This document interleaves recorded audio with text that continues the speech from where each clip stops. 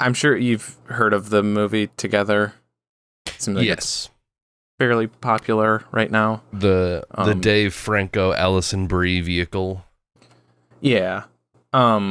Where I haven't seen it, but they're like a couple who go to like they go on like a vacation or somewhere in the woods, and then there's like a curse or something like that. Anyways, they're like their bodies start like merging. There's some like body horror where like they keep being like drawn to each other.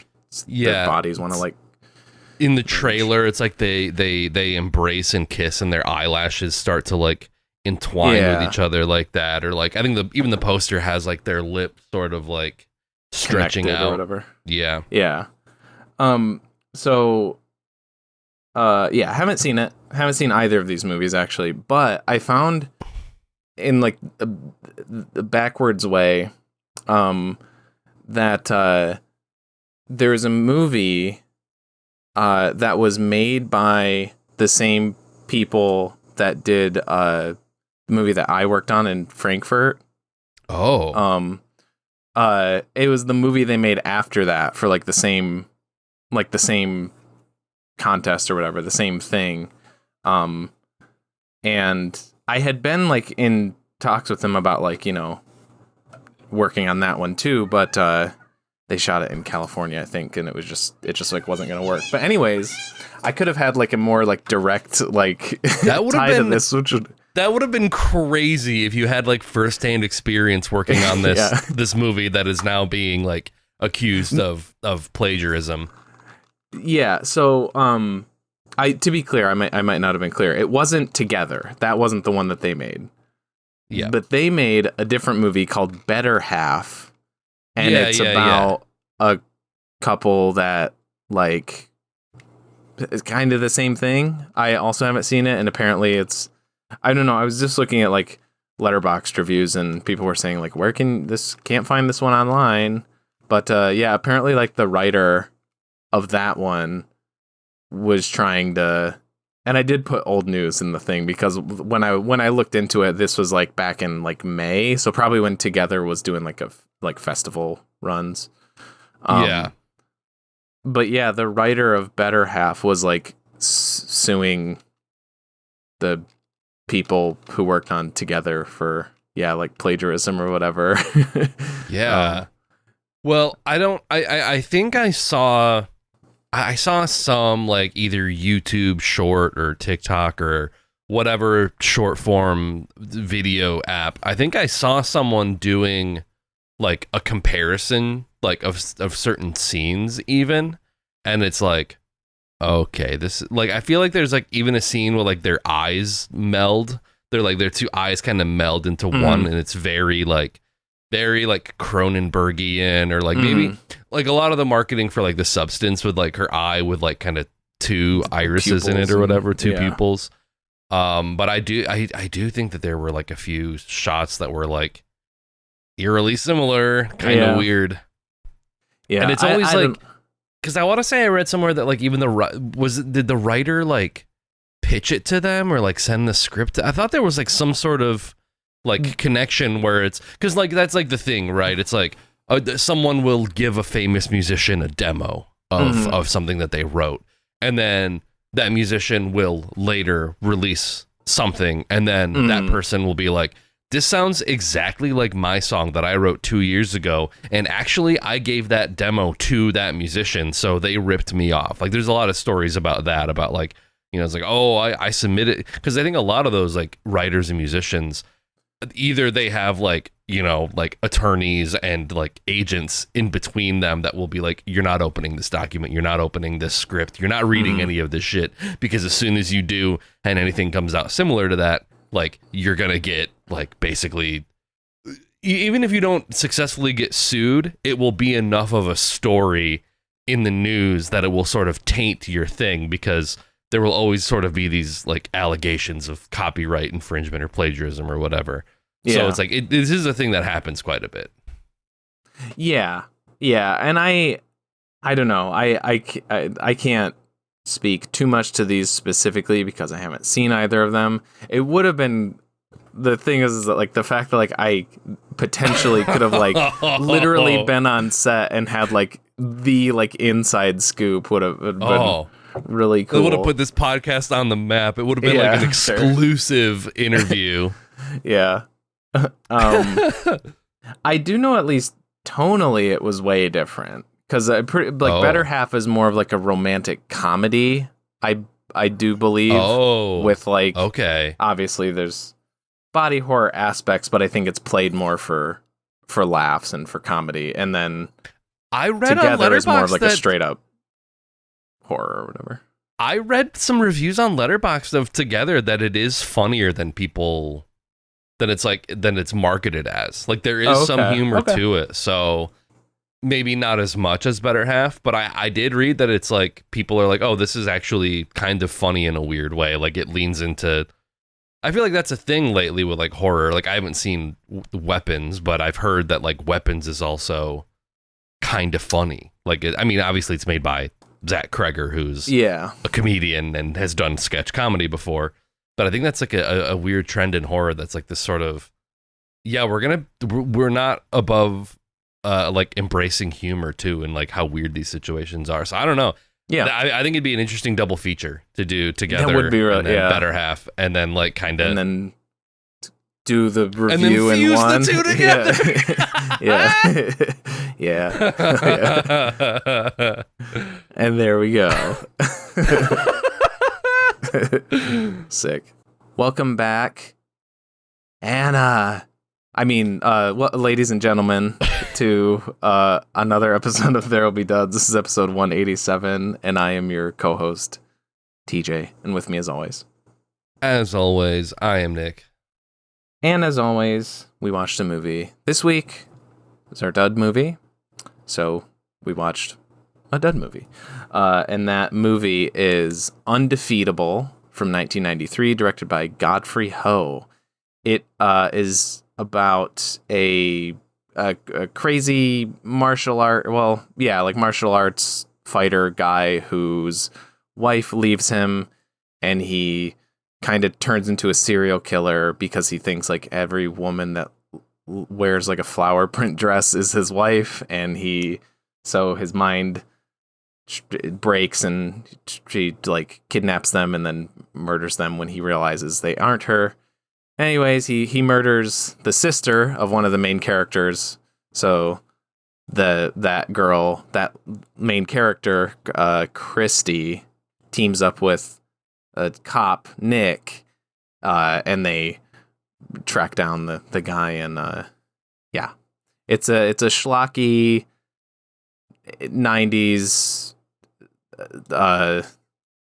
What's the people say that Godfrey Ho's movies are like, what do you say, like B movie? They say that Godfrey Ho does like Z movies. That's like the level that he's on. So I think this is most famous for its last fight. If you've seen anything from this, you've seen the last fight, where it's Officer Nick and Stingray shirtless, just like screaming at each other.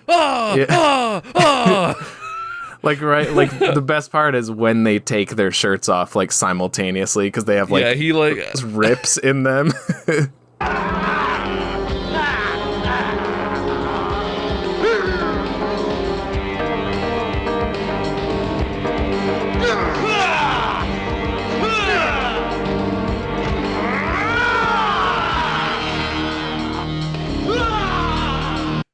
It's funny, like, not to get too into like just the ending right now, but like, something I'd like totally forgotten about, having seen the clips from the fight so many times, was that Stingray like starts the fight in a doctor's like coat. He does. I remember that always being like, why the fuck is this guy in a doctor's coat, in like a coat? But, well, that was my last note. I was like, holy shit! I finally get to see this thing in the full context of like everything else. Yeah. Because it's like, as soon as like that last bit happened, I'm like, I remember this now, because I feel like I've seen YouTube compilations of like, you know, like worst acting or worst one-liners in B movies. there's like, what's that one that's like, is it Hard Ticket to Hawaii, where he's like, yeah, how about I take you back and eat your pussy, like that no, one. Is that one? Yeah, and that's the one with like the razor blade frisbee where the guy goes to catch it and it just like cuts his fingers off. Yes. Yeah, but yeah, the last lines of this movie I've definitely seen in those compilations, and I'm like, oh, that's awesome, that's so funny. So being able to like catch that in the context, it makes sense too. Like it kind of like in the location and like why that would be there. It's not just like a random warehouse with a random thing that just, you know, happens to be there, you know. Yeah. Why he, or like there's no explanation like why he just has access to this big ass warehouse with all this stuff, but you know. Yeah, that's at least it's there. Yeah. Yeah, his big red light budget is like insane. I was like, oh, is he the bad guy? That's how you can tell, because everything's bathed in red light. Yeah. So our background, mine started technically with him back when I was a kid, and I got those like quarter DVDs, like the animated ones. We did. I don't think he officially did Space. It's so hard to track who actually did all those animated ones, but I think that one was Joseph Lai did Space Thunder Kids. But Godfrey Ho did do some of those like similar ones where the like the cut and paste like mashup of multiple different movies. Oh no, this one says Elton Rains. That's right, which could very well be just a made up name. What counts as directing for those movies? But it's produced by Joseph Lai. So Joseph Lai might be the guy at the top, because I think he produced some of the other, like, what's the, like, Ninja Squad is an older Godfrey Ho one that I think Joseph Lai produced. But then more recently, when we were doing the duds after duds thing, and we were like watching movies, we watched a couple. We watched Honor and Glory and Manhattan Chase. Those were both Godfrey Ho movies. Okay. Which one was the one where they were like fighting in the jungle? There's like a martial arts one. I think that was King of the Kickboxers. Okay. That was Godfrey Ho, wasn't it? Maybe it might be. And it's also hilarious that all of these movies have like, oh, Lucas Lowe, never mind, different guy. Was the director? Oh yeah. Yeah. Oh yeah, because it had Billy Blanks in it, and we were like, oh yeah, the Tybo guy. That's right. Yes, that's the one that had Billy Blanks. Yeah. Because so that's not that one, but I remember watching a Cynthia Rothrock one on the stream. It could be Manhattan Chase. She's in both Honor and Glory and Manhattan Chase. Okay. She was she was a regular of these kinds of movies. Actually, I noticed a couple repeats. The Honor and Glory. So Nick in this one, the cop, is the bad guy in Honor and Glory, which you might remember from like the main thing I remember from him is there's like a 2 or 3 minute scene of him shirtless with like metal rings around his forearms, like just flexing and like punching at the camera and stuff. He looked like he was still like, obviously he was like muscular, but I thought I remember him looking like massive in Honor and Glory. Yeah. And then Manhattan Chase was actually Godfrey Ho's last movie in 2000. That's got Cynthia Rothrock and Lauren Avedon, who's the lead guy in King of the Kickboxers. So there's tons of crossover. That's what I mean. Like, I think all these movies are... Yeah. All these movies are intertwined in some way. Same actors, same company, same vibe of just super low budget. Undefeatable's original. But most of these movies, like I'm pretty sure Honor and Glory and Manhattan Chase, his older stuff like Ninja Squad and Zombie vs. Ninja, which I watched both those ones. Those are more what he's known for, and more like the animated movies, which is like he shoots half a movie and then takes some older Hong Kong movie and splices it in to make a feature-length movie. Yeah, where you have two storylines that like never intersect at all. It's the Kung Pao treatment, only he doesn't like green screen anybody in there. Yeah, it's Kung Pao if like Steve Odekirk was just like by himself and everyone else like Ling and Master Wang and like all those characters were in different scenes and they never interacted with Steve Odekirk. That's like what it would be akin to. But funnily enough, he did that with Undefeatable and made it into a Hong Kong version called Bloody Mary Killer. And so he usually he shoots with Americans and then splices in a Hong Kong movie. But in this one, he made Undefeatable first in America and then later shot additional scenes in Hong Kong and spliced in stuff with Undefeatable. But in that case, he actually did bring over like Cynthia Rothrock and I think a couple of the other actors, maybe Nick and Mike, and they actually like shot new scenes with the actors over there. And the main one in that is Robin Shu, who's Liu Kang in the OG Mortal Kombat movie. So, which is kind of funny. Looks like a little baby. So Vinegar Syndrome actually has a 4K Blu-ray combo pack of this movie. And it does include, presented in both its English language Undefeatable version and its wildly different Bloody Mary Killer version in both Cantonese and Mandarin with newly translated English subtitles. So that would be very interesting to see what he did with like this footage and how he like spliced it in with this other story. It's so weird. That's such a weird way of making movies where you're like, I'm gonna make something that like it's almost like making like a stock footage movie. Like it's like, okay, I can like insert this fight scene with nondescript looking dudes into this other movie that I make, and I can like make stuff before and after it to make this total non sequitur of a scene make sense. Makes sense. Yeah. Because it's like, I guess that's the thing with like martial arts movies is that like everybody kind of is fighting all the time.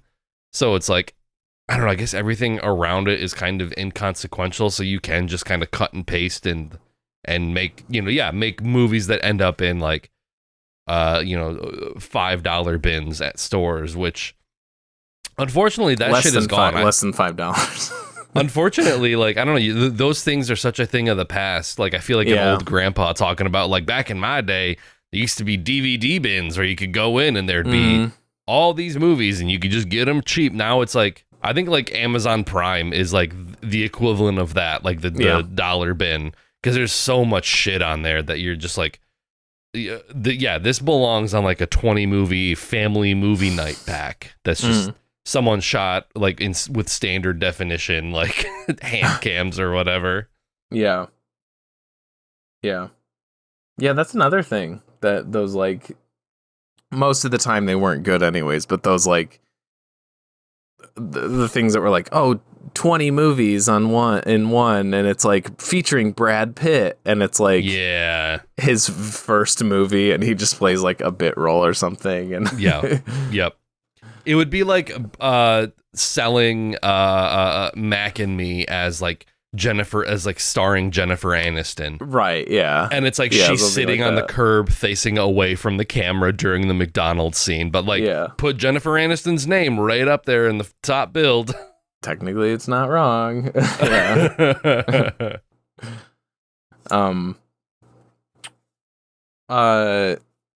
Speaking of the fights too. There's a lot of questions about the fighting in this movie. Namely, I love that like Christy and her group, they just like what do they do? Like, what is their deal? They go to these they're basically doing like bum fights, I guess, because it's like professional. It's pro league bum fights because they like.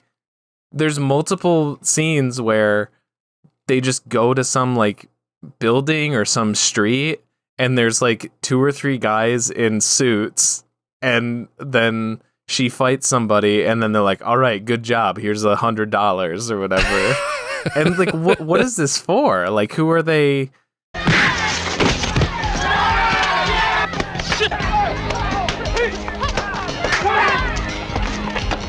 El Diablo, looks like you lose. Yeah. Gabe, pay up. Good fight. $600. You know how like actual athletes make their money is by doing big events and getting sponsors and advertisements and stuff, but they're literally just like fighting against a brick wall in the middle of nowhere with like two outside observers who are just like, nice. Hell yes, this is great. Yeah, I loved the wide henchman. That dude, like just the big dude. Very, yeah, like, very that's a wide. beefy boy.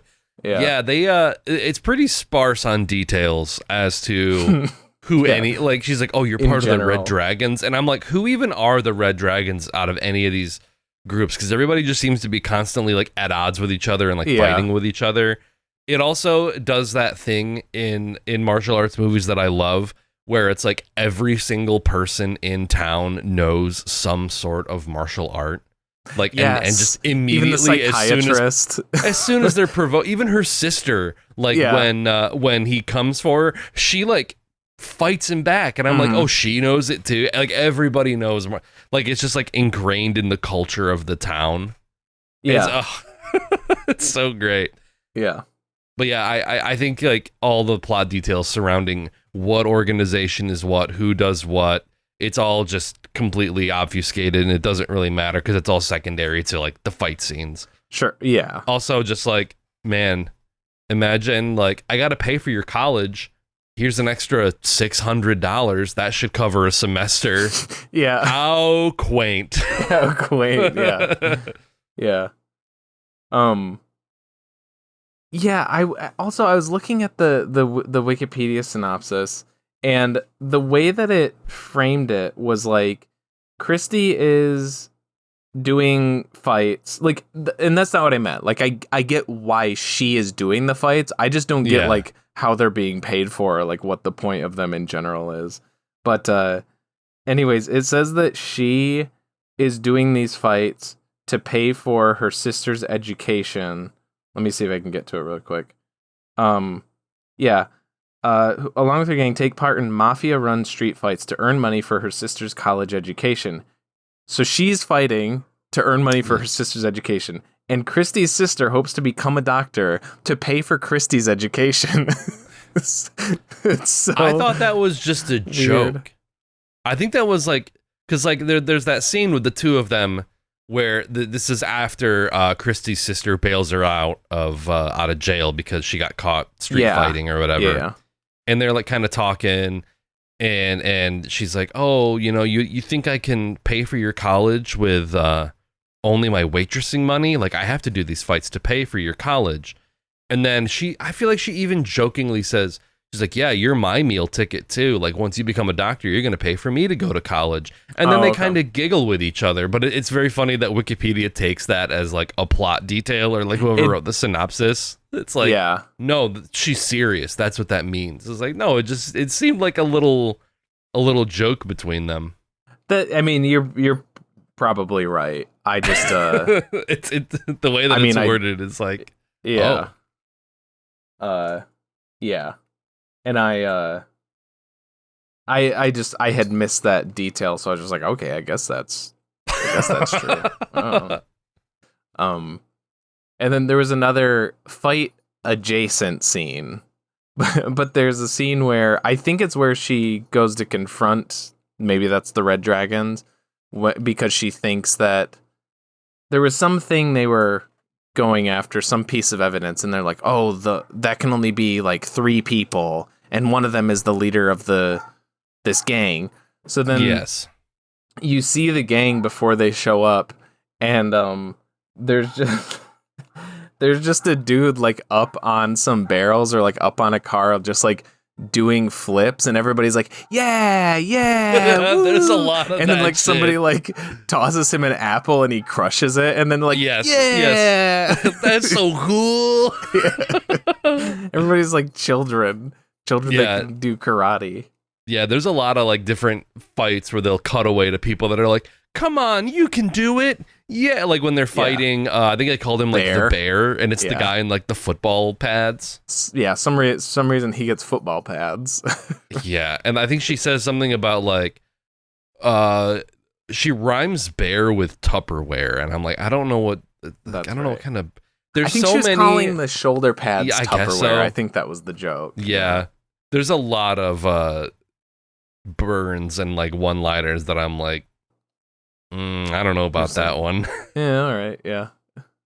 Yeah, the only burn and good one-liners at the end. The rest are all very like middling, and I'm like, I know what you're doing.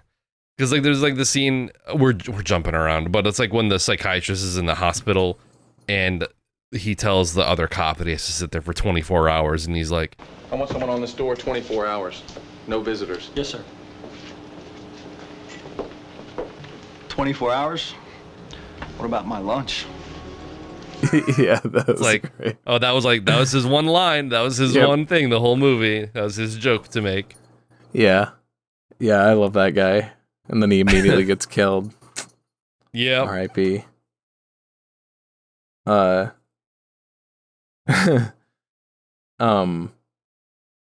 Did you notice in the opening credits that it was directed by Godfrey Ho? I did notice that. Yes. I wondered if that was a conscious choice because this was like an American movie. Be like, could have been. That's happened before, where like they change it to be like sound more, white or whatever. Yeah, like more of an American style name. Yeah, that could be. But also the dude has like a million aliases, so that's true too. Yeah. He could be Elton Rains. He could be Lucas Lowe or whatever Yeah, even Wikipedia says Godfrey Hall, but then you click on it and it redirects to Godfrey Ho. So it's some of his purported pseudonyms include Godfrey Ho, Godfrey Hall, Benny Ho, Ho Chi Mu, Charles Lee, Ho Chi Mu, Ed Wu is good. Like that's good. Ed Wood. Yeah. Stanley Chan, Ho Fong, Ho Jung Kyung, and God Ho Young. So it's like he's got all these different aliases that like it could be. I looked at his IMDb. He has 159 credits as director. Who knows what that means though? Because he's got at least, like, for instance, he has 2 credits for Undefeatable and Bloody Mary Killer, but we know that that's only 1.5 movies at best. Yeah. But anyways, I went and I was like scrolling through, and I think it's 1988 is his most prolific year. Maybe it's 87. I don't know. Mid to late 80s were when he was like really pumping them out. So it was like 87 or 88, one of those years. I counted 40 movies in 1 year, according to IMDb. There's no way. There's no way. Like, that's. But like, what I mean, like some of those have to be those animated ones that I'm talking about, where it's like you're not directing a movie, you're just taking other clips and just making like a fan like anime music video that you'd see on like YouTube back in the day. just make it 70 minutes. Not even. A lot of those were like just barely an hour. But yeah, still a lot of movies, I guess. And then you can see like he really slows down in like the 90s, like, which maybe that's when he started making like actual movies, because like what Manhattan Chase is 2000, he did an animated movie in 99, and then before that a couple in 95. So it's more like believable, where it's like a little more spread out. It's kind of like Undefeatable was near the end of his run, where he was making a ton. Oh God, he made a Unit 731 movie. What's that? So Unit 731 was a experimental unit during World War II that the Japanese had that would like basically like you hear stories about God, what's the Nazi guy, the experimenter, like he's known as like the angel of death guy, you know what I'm talking about? Yes, I do. This is essentially like the Japanese version of that, where it's like we're gonna freeze like the arm of a twin to see if the other twin feels it type shit. Okay. Like, and it's like very notorious for doing a human experimentation, and I think there's like a really, really graphic, like one of those like cannibal Holocaust type movies called like Men Behind the Sun, which is a dramatic sort of retelling of like some of the stuff that went down in Unit 731. And it's insane to me that Godfrey Ho made Men Behind the Sun 3, A Narrow Escape. So it's like this like very serious, very like dark chapter in human history. And Godfrey Ho is like, I can turn this into a franchise. I can make a third installment in the Unit 731 series, like the extended universe. Yeah, that's awesome. But who knows? For Undefeatable, knowing that this wasn't like a splice job like how he usually does, you know, kind of liked it. Kind of had a good time with it. I didn't think it was. I mean, the acting was certainly stiff in some spots. There were definitely like, a lot of like exposition dumpy type dialogue where she's like, "Well, you know what our mother said," and then just spills shit out, or you know, a lot of that "as you know" type dialogue. Right. But I don't know. I was like watching it, and like the scene with her and her sister like talking after she bails her out of jail, and they kind of have this little moment in like their room. I was like, this is kind of nice. I'm like kind of invested in like this story with like Christy and her sister, and then her sister gets killed off almost immediately, and I was like, I was waiting for there to be some kind of twist or reveal, like maybe since Stingray goes after like redhead or brunette women wearing like flowery dresses that are petite, that like, oh, they misidentified the body because he would only go after certain types. So maybe Christy's sister would actually like be alive in the end, and it would have been someone else. I was kind of holding out hope for that, but no, it was not. It was not the case.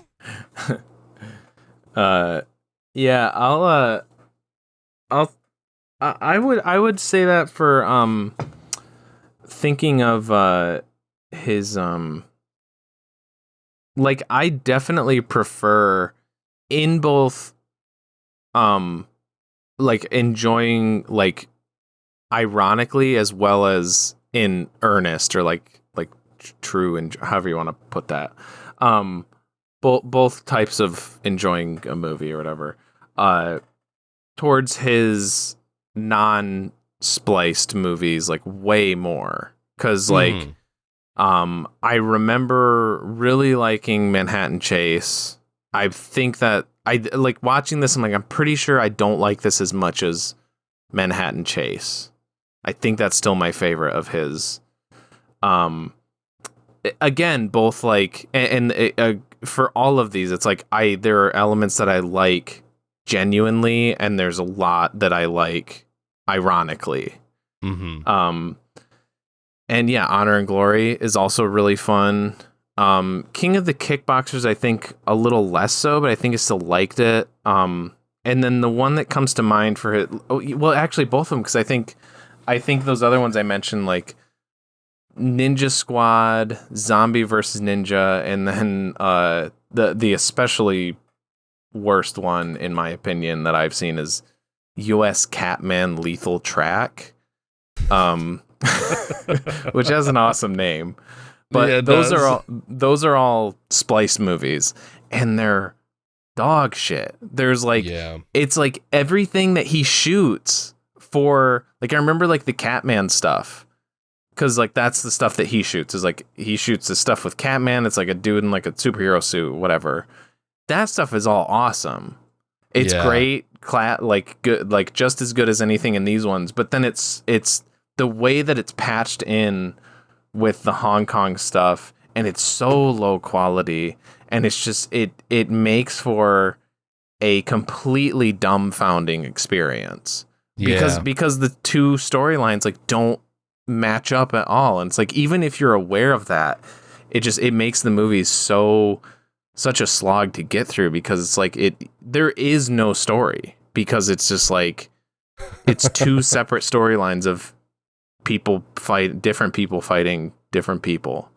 Do they even attempt to like make the stories cross paths with like, you know, it's like, hey, we'll take this old movie and we'll overdub like English or like subtitles over it to make it, you know, oh, okay, maybe we'll take this footage from like another movie and we'll overdub it and then add captions, or overdub it in like, I don't know, I guess Chinese, like to make them reference characters in the shit that he is shooting. Do they even attempt so? Or is it just like total nonsense? Because I remember doing like Space Thunder Kids when we did that one, and it's like, oh, there are these three characters. There's like a blue guy and a green guy and a red guy or whatever, and we'd see them for a little while, and then it'll cut to like a completely different planet with another set of characters, and then it would just randomly cut back to the other guys, and it's like I can see where they're trying to like maybe link these storylines, but there's like no connective tissue whatsoever.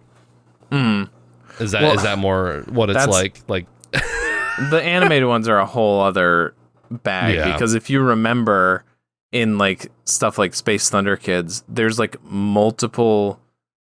It's clear that like which I mean I guess would make sense if you're trying to splice multiple movies together. But like the movies that he splices together for that are clearly like copies of the other ones, because there would be like the one group of the blue, red, and yellow teenagers, and then it would go to another scene and they were like wearing the same outfits, but they were clearly different characters. But I think they were supposed to be the same character. Yeah. Holy shit, there's a video game called Manhattan Chase. I doubt it has anything. That'd be so awesome if there was a movie or if there was a game based on the movie, but I don't think so. I want to say maybe one of those does do that. For the most part, no. For the most part, I don't think there is like even a slight attempt to merge them. But there was at least one that I remember where they do that. Like they have a guy come over into the American scenes and be like, it might be really weak, but he's like, hey, we're fighting these guys over here, and I think that they have something to do with these guys that you're fighting over here. So you get like two lines of dialogue to like justify it. Yeah, but whatever that one was, I remember it being better than the other ones, the other spliced ones. And I think that just like the little stuff like that they did helped so much. Because watching those spliced ones and knowing how none of these scenes have anything to do with the others, it's just like you know that there's no point in even trying to pay attention. Yeah. So then you don't, and it's just it's just not a good time. And you're just watching a martial arts compilation. Yeah. And often not. For a little while, speaking of in this, I was like, because you see Cynthia Rothrock fight, and you're like, she can fight. You know, she knows her shit. But then there was somewhere, like with Stingray, where I was like, is he just like a bodybuilder? But I feel like their last fight was felt a little more legit. But there was sometimes where they were fighting, and maybe that was because more like the other people didn't know how to fight, so maybe he was he had to like be a little more stiff. Like maybe it was Christy's sister or the psychiatrist, and she does this like really slow like roundhouse like kick, and he's just like, Yeah, and there were a few. Like, really there were a slow. few shots like that with the detective and him fighting at the end, where he was literally just standing there, and then it was like, oh, like that kind. And it's like, okay, maybe you're doing like it wasn't even really like done slow-mo style. Like it's one of those things where it's like you left too much space in before the punch hit. Like if you cut it only to like that shot and then cut around it, like it would be so much more faster and kinetic that way. But it's like even during the other fight scenes, like when there's a group of people like watching the fight scenes, they would like linger on like the people too long, like cheering on, and it would like break up the intensity of the fight, because I feel like you wouldn't even hear the fight sound effects anymore. So it would just be like fight, and then you cut to someone else and they're just like slowly, yeah, go. And then it cuts back to the fight, and it was just like the pacing was super weird in a lot of those fight scenes.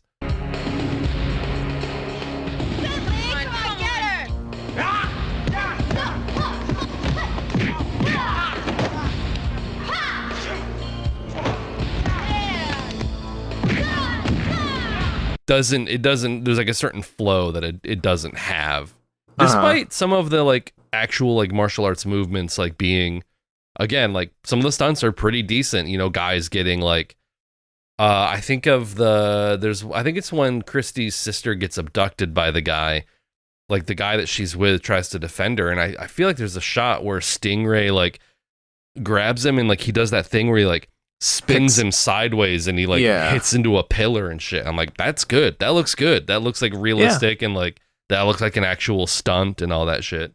Yeah, there were some good like people being like flung over like tables or whatever, and there was some that dude in like the parking ramp that gets his eyes gouged out and then like is flung over the side of the parking garage. Yeah, that's right. I was like, okay. That was another thing that I noticed though, was like when he was killing the partners of the different Annas. Yeah. Especially there was the one with Bear. They were just like they lived in like a trailer park. Yeah. With other trailers like all around, and he's like beating the shit out of her. He tried to take her, and then Bear interrupted, and now he's beating the shit out of him and killing him, and she just stands there. Yeah. Like she barely makes any noise even. She just stands there, and then he's like, okay, now I'm taking you, and then she's like, no. Yeah. Same thing within the car garage. It's like, hey, they all do that. Get in your car, run him over or something. Yeah. Like literally, you know, it's like, okay, well, it looks like your boyfriend's dead. While he's doing that, get in your car, get out of there, put it in drive, and hit this guy. Yeah. Like, you can claim self-defense in this situation. Yeah. They just become like, you know, they're like, I'm a lady and I'm so weak. No. That's kind of what it felt. Very like damsel in distress, like can't help themselves for shit sort of thing. So paralyzed by fear. Yeah, I guess. Yeah, they couldn't handle his red red streaks in his hair. That was I was kind of bummed when that was only like the first, like he kind of lost those after the first couple scenes. Yeah, but I loved his whole like his breakdown scene. He was near the level of if he had played it up more, or if they just wrote him to be a little more crazy, he could have been on the level of Ricky from Silent Night Deadly Night. Oh, I was thinking like the scene when he like trashes his apartment. I was like, he's giving like a Tommy Wiseau style performance. Like at the end of that, when he's just like, I and he like throws his TV out the window. He picks the like steak up off the plate and just throws it at the wall. Throws it at the wall. Which I don't know how they did that, but I swear after he assaults his wife, and then he like goes and like takes the steak off of the stove or whatever, it looks like if you look at the steak in that shot, it looks like it's cooked to every level of doneness. Like, there's one part that looks like well done, and then there's a part that looks raw as shit. I'm like, how the fuck did they do that? It looks like it only cooked on like gross. It looks like it cooked on like one side, and then maybe it was like getting cooked so much that it started to seep its way through to the other side. But yeah, I was like, that steak does not look done whatsoever. Like, he just picks it up off the thing, and then he just goes right into it. Yeah. Ugh. And then he trashes the place, and then there's the bit, him in front of the mirror, like spray painting his hair and going like, "Mommy." Don't leave me, Mommy. I promise to be good. Mommy, take me with you. Anna, I'll find you. I will find you. The rape scene happened right after it was directly after the scene with Christy and her sister.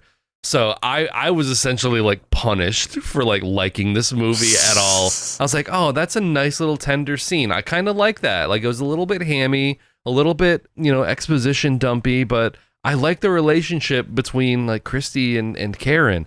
Rape scene. I was like, oh, okay, well, all right, I guess this is, and it's like, it's not even like, I feel like most times it's sort of like, it's implied, like you get a few moments of it where she's like saying, no, don't. And then it like cuts away to something else.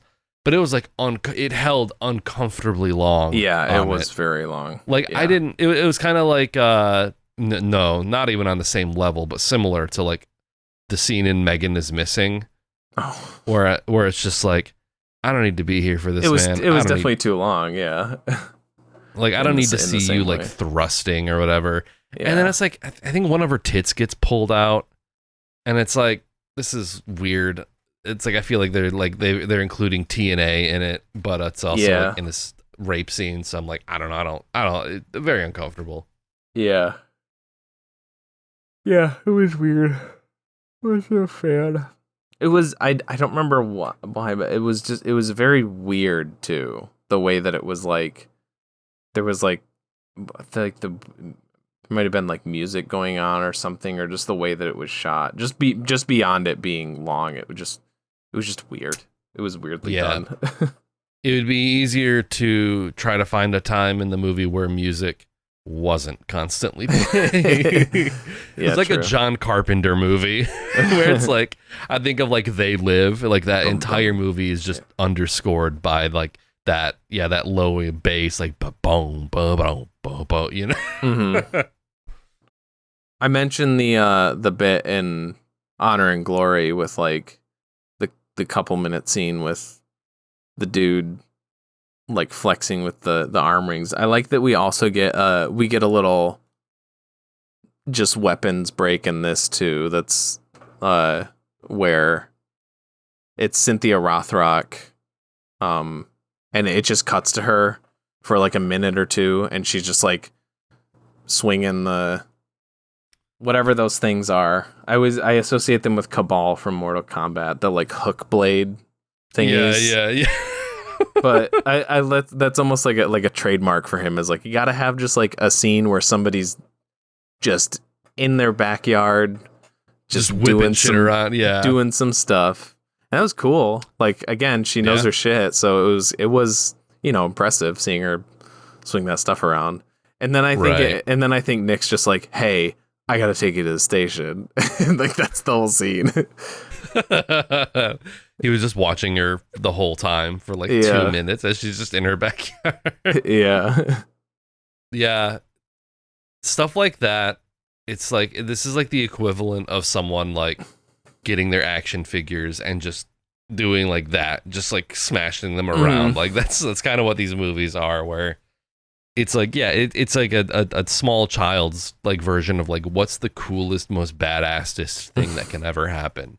And that's all the fight sequences in these. They're like, that's what it's for. It's like, the plot details are secondary. Like, look at this fight. Look at this guy. Stingray's got a katana now. It's like, oh, okay, yeah. Just never mind all that. And then his really cool, like, curved blade in the last fight. Yeah. Oh, shit. He's licking the blood off of it. He's sick and twisted. Yeah. I loved the line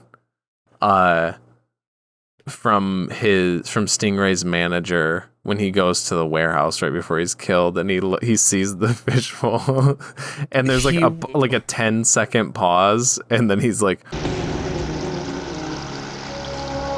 "What's Stingray have eyeballs in a fish tank for?" So nonchalant about it. He's like, "Huh, that's kind of weird, huh?" Yeah.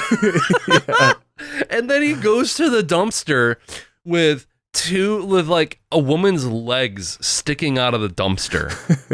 And it's like, yeah, he sees a not even just a pair of eyes, multiple pairs of eyes in a fishbowl. Mm-hmm. And his first thought is, I should venture deeper into this place. This is clearly like a stable individual who can be talked out of whatever he's doing. And then it's like he has to open the trash can lid to verify that it's a dead body, as if like the two legs sticking out like aren't enough for him. And there's it's like one of like 2 or 3 shots where it's like, I know they're gonna do it. I knew it was coming. Where it's like he looks in the trash can, and then as soon as he stands back up, Stingray's gonna be right behind him. Right. Yeah. And sure enough, he is. Yeah. But I got a good hearty chuckle out of like the implication that he kills his boss. Doesn't show it, doesn't show the violence, doesn't show him beating it up. All it shows is 2 more eyeballs going into the tank. And I was like, that was good. That's good. That's good storytelling. That's a really like kind of funny punchline-ish way of like saying, oh, he killed his ass. And it's like, bloop, bloop. Yeah. I was like, that's kind of good. I like that. Yeah, true, yeah. And that like look of glee that he has on his face. Don't he like he's like he's like hee. I noticed in the credits too that they had so that the character name was Stingray-boy, and it was credited to Brian. Just Brian. And then under that it said Stingray-mother, and then it was like Linda or something like that. For some reason those 2 credits just had single names. Yeah, it's even in the Wikipedia it just says Brian as young Stingray. Does it? That's awesome. Yeah. I wonder if it was like a family friend maybe, or like just some kid that they found on the street. It's just weird that, but yeah, I mean, I'm sure that like anything on, since like, yeah, I was going to say Cynthia Rothrock's like the only person who has a Wikipedia page, and Godfrey Ho, but like as far as the actors go. Yeah. And like with these movies, I'm sure that like the only information you have to go on is the credits. Like there's no way to fucking verify who any of these people are. Yeah. Yeah, exactly. Like how are you going to find out who Brian is? Nobody's going to know. Yeah, it's like, I don't know. I wonder where they even shot this. Probably in LA? Mean, yeah, probably. So, or New York. In 1993, it was probably just, they probably put out a casting call and their standards were pretty, I don't know. Probably for like the normal actors, the standards are probably pretty low, but like the martial arts, there's probably like martial arts communities that are designed for like, hey, if you need like martial artists for a movie, like this is where you go. And then just, I wonder if it's like almost like an extras type thing where it's just like, yeah, you show up for a day, you get your craft services and then you get your shit kicked by Cynthia Rothrock and then you go home and it's like you never do anything. You're not like an actor. You don't do anything else. It's just like you're there for like a couple days for a couple days on set, a couple fight scenes, and then you just go home and you get like $100 or so. That's clearly they're, like who like Stingray and Nick were both that. Like they were fighter bodybuilder guys first, actors third, second. Yeah. Yeah, John Miller. That's the most like John Miller actor. Yeah, you do have to be like, more specific. Yeah, like the only pictures of him are from this movie. Mm-hmm. I mean, I don't know if he has on IMDb. Homicide: Life on the Street. Oh, he's in like 21 episodes of that. Oh, wow. Oh. Interesting. Yeah, that's not nothing. Yeah, he's in Honor and Glory. Hot Moves as a weightlifter. Yeah, so I'm guessing that's kind of his deal, is that he's probably him and what's his name? Don Niam. Yeah.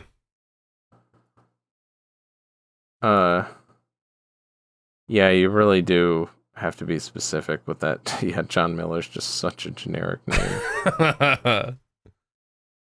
And then there's there might be an older John Miller actor too, because under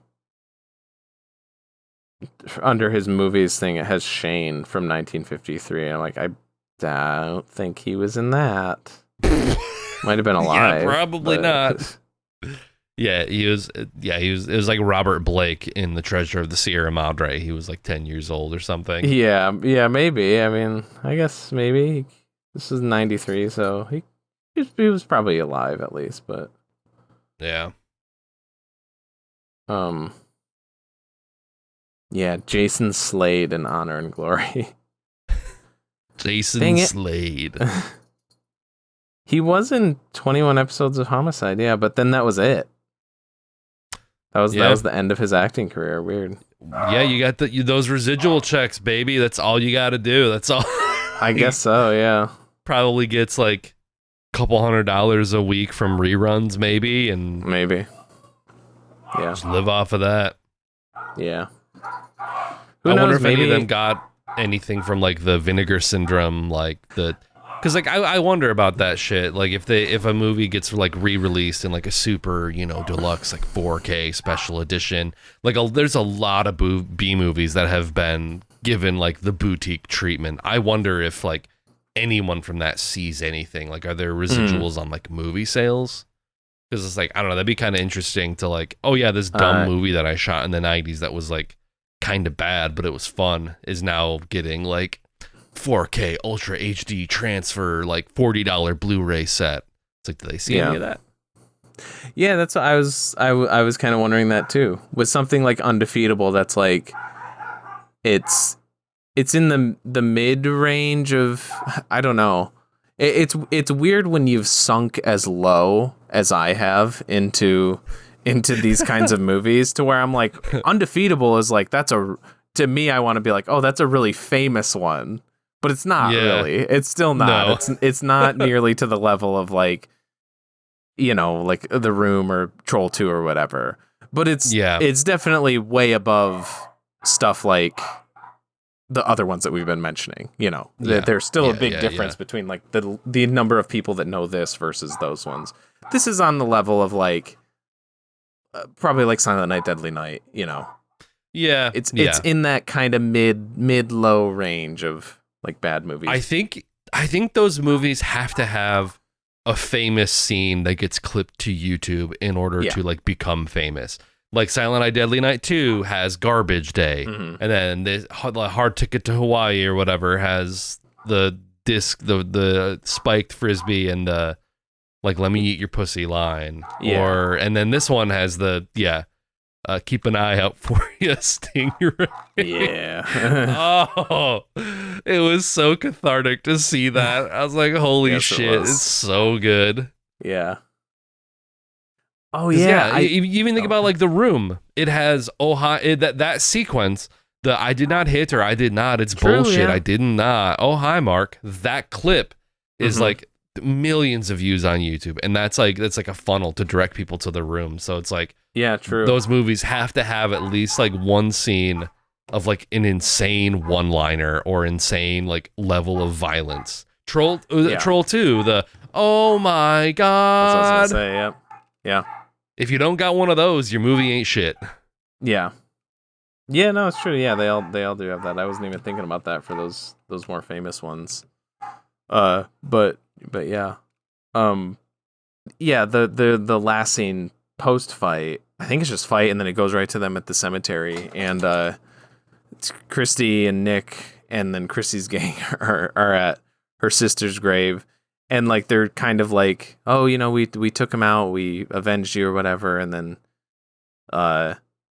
like, I don't know, the main guy from the gang, like kind of like cracks a joke, and then she's like, you kidding me? I signed you guys all up for college.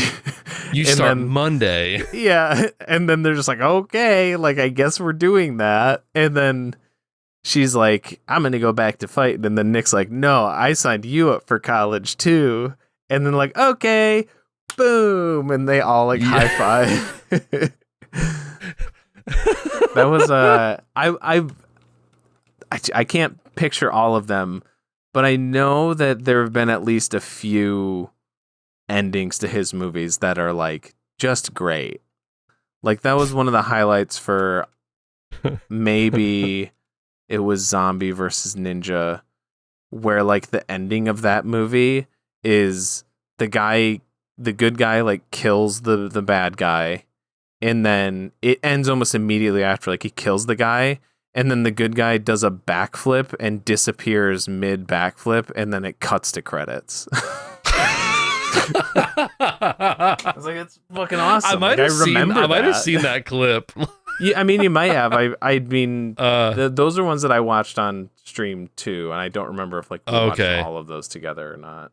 Oh my god! But I always think of for sure.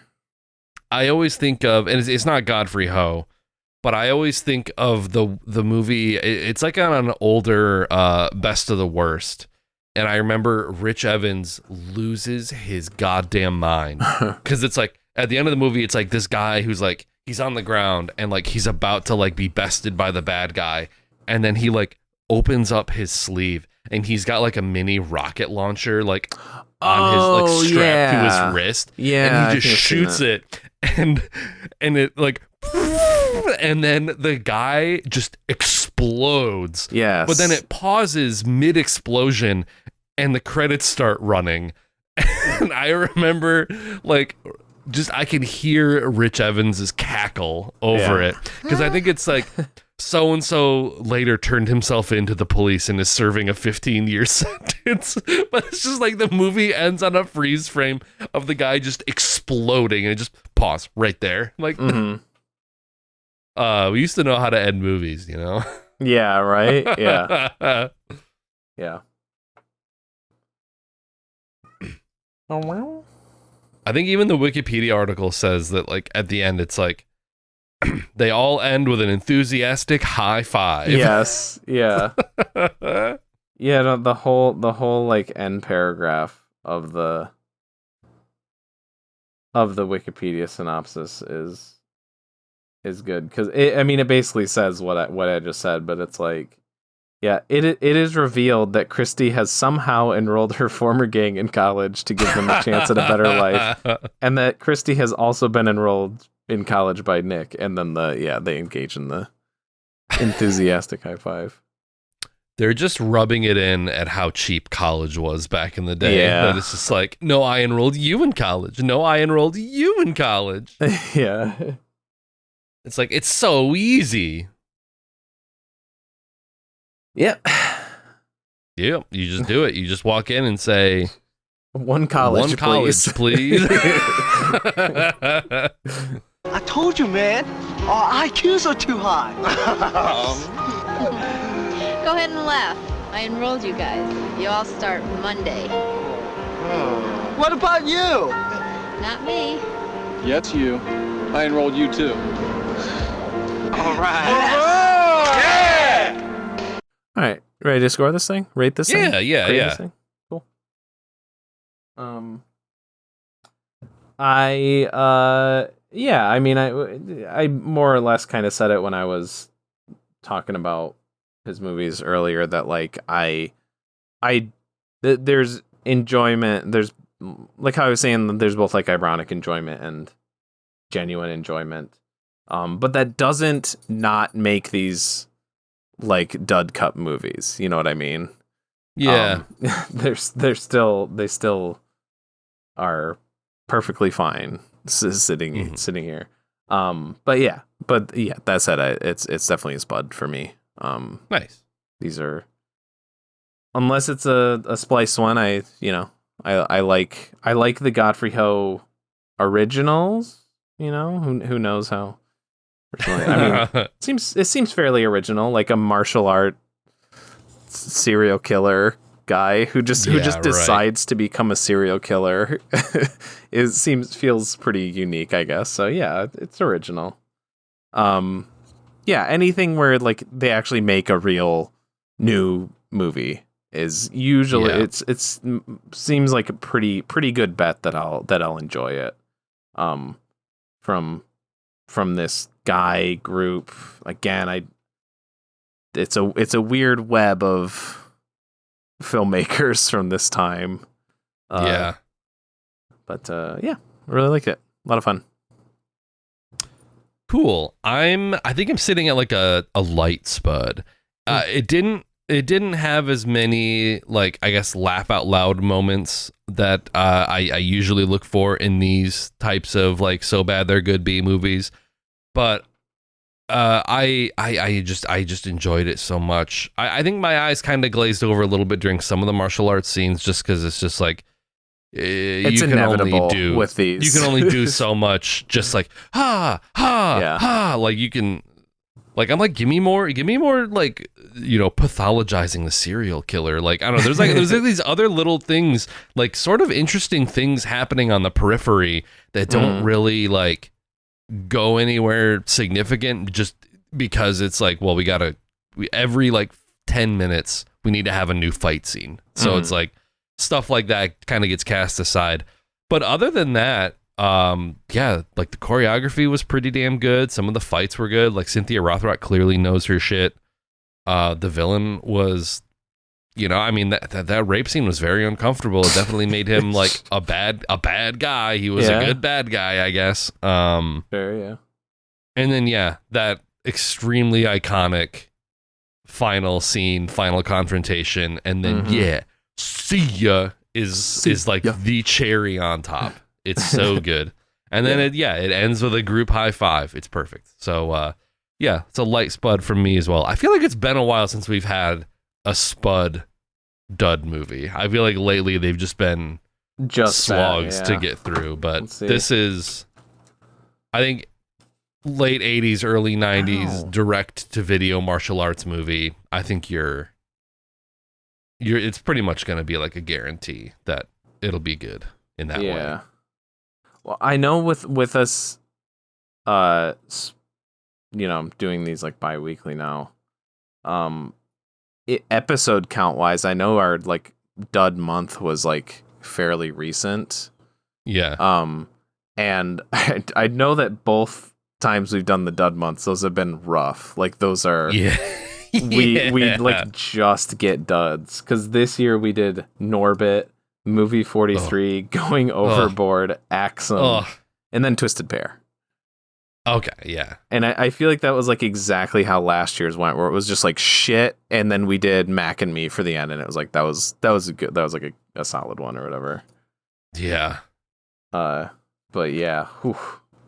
Yeah, good to have a good good feeling spud dud movie. Yeah, so not new. So it came out in like May, I think. But I watched Thunderbolts, the other Marvel movie from this year. I think I was like kind of inspired after Superman and Fantastic Four both being like solid, like more enjoyable than superhero movies of recent years for me. Yeah. And I'd heard that I kept seeing people say that Thunderbolts was like good, despite me seeing like the trailers, and it just looks like that gray slog, and like most of the cast were like, there's the Florence Pugh and David Harbour who are in the Black Widow movie, which I didn't see because it looked bad and I heard it was bad. And then it's like girl from the second Ant-Man movie, which is whatever. Just all from like, or like there's some guys from like the Disney Plus shows, and I'm just like, just shit that I don't like care about. Yeah. And then Sebastian Stan's the Winter Soldier, who I do like him. Well, it was surprising. I even like kind of hearing, no, it's actually good, it still kind of impressed me.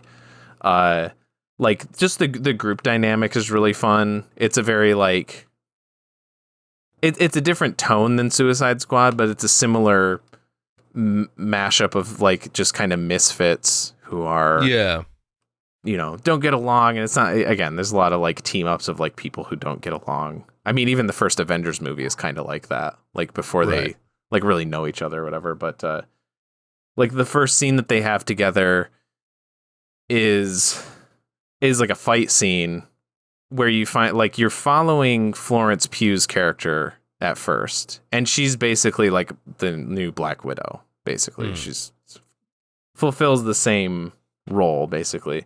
So she's, like, given an assignment to kill this person, this other character, and so she goes there and she sees the person, they start fighting, and then someone else shows up, and these are all the people that show up are the team. They end up being the team, but this is, like, how they meet.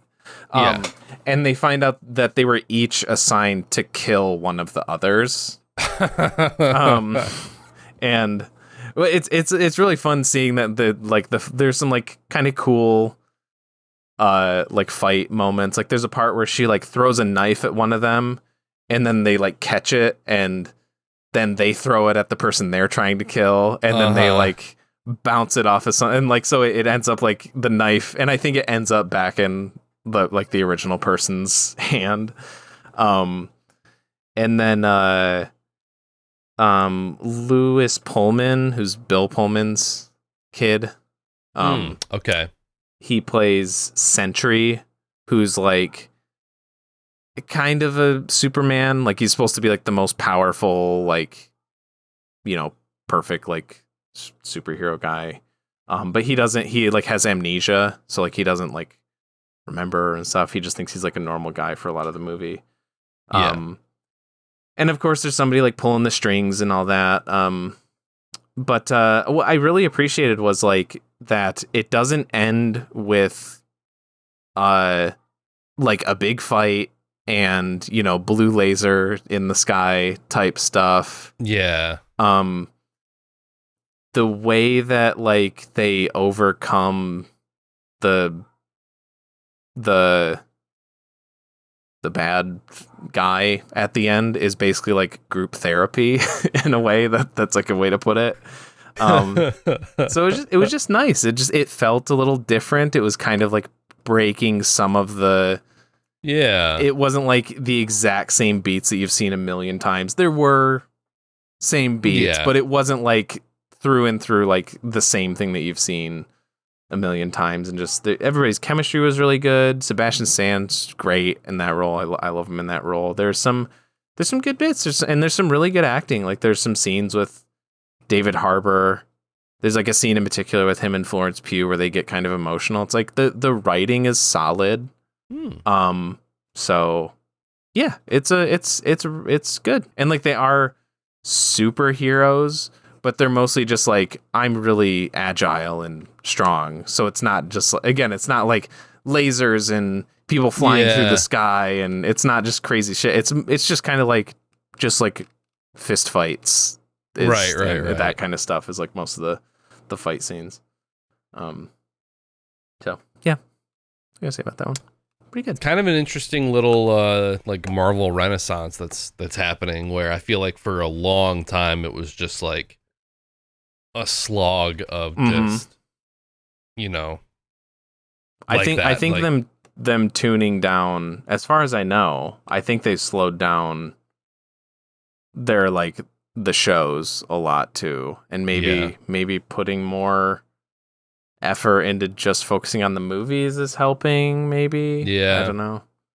Or, like, I don't know, making movies that don't require, like, a bunch of homework where it's like, you didn't watch this limited series on Disney Plus, you're not even gonna understand why this one line of dialogue is actually crazy, because it references all these other things from other different shows, and it's like, I don't care. Yeah. It's like, it's too much. I'm sure there's some of that. I'm sure there's a lot of that with this, because, like I said, like, there were some characters like Wyatt Russell was from one of the Disney shows. The characters from like the Black Widow movie, which I didn't watch. The only character I think that I was really familiar with is Bucky, because he was, he's back in the, pre-Infinity War ones. Yeah.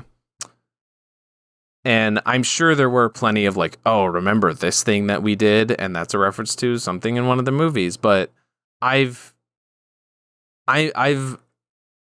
become very okay with just not needing to know. I'm just like, I get what they mean for this movie. I feel like this movie, you get enough information to know what they're doing in the context of this story. And I'm sure there's other stuff that could tell you more, but I got what I needed to understand and to follow this movie. And that was enough for me. And I just, if I had to follow all the shows, it definitely wouldn't be as enjoyable. That would be a knock against the movie for sure. So I'm gonna pretend I pre-pulled these just for everybody's knowledge, but just scheduling stuff, so we already know. So this won't be we'll practice our thumbnail faces for this. He picked what, or they pulled what?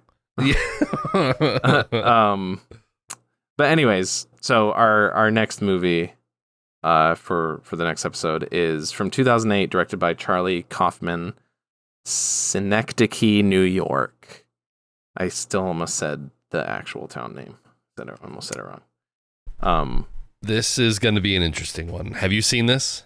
I have not, but I watched it like seen a lot of stuff probably over a decade ago. So okay. I'm due for a rewatch. I've seen a lot of like it gets what do you call them? It gets weird. It gets very, very weird. I mean, it's Charlie Kaufman, but I think I've seen every other movie that he's directed. Maybe every movie that he's like written and directed. Yeah, he did Adaptation, Being John Malkovich. One. Eternal Sunshine. I saw Anomalisa, like stop motion one. Yep. I'm thinking of Ending Things. Yep. I don't know what else he's done outside of those. There's another one in there. I feel like skip there.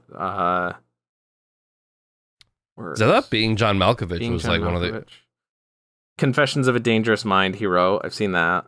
Human Nature. I've seen that. I didn't even know that one was him.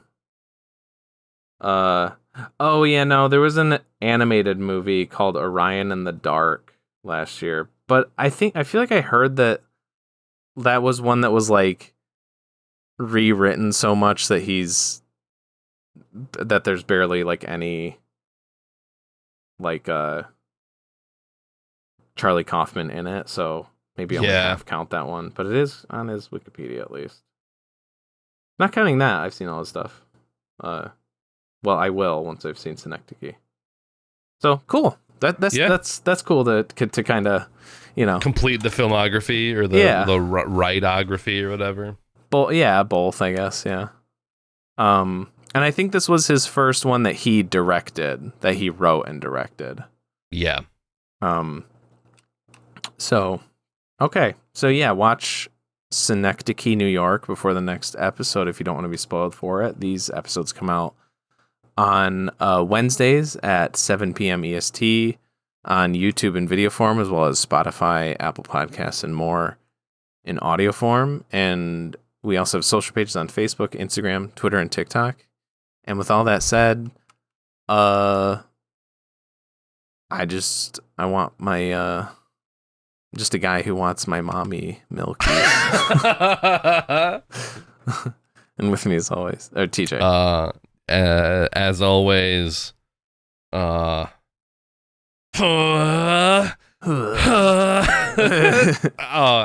can't rip my shirt off.